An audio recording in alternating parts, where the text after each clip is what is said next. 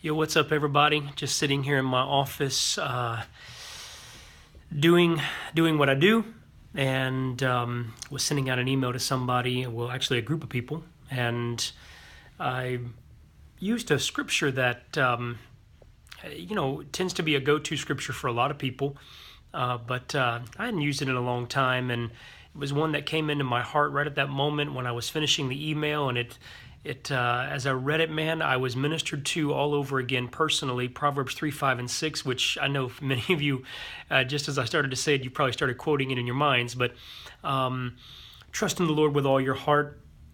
Lean not upon your own understanding. I like to think about leaning not upon your own thoughts, because we tend to be very thought-driven individuals. So immediately, man, we start going to or we start to kind of look inward. So we start going to our own thought process, reasoning through things. But he says, lean not upon your own thoughts, your own understanding, but in all your ways acknowledge him. This is the part, man, that I was real ministered to as I went by it, because I don't know that I do a good job at this all the time. So anyway, as I was sitting here, I thought, man, if I'm dealing with this, and this is something that I struggle with, perhaps maybe you do too. So anyway, in all your ways acknowledge him.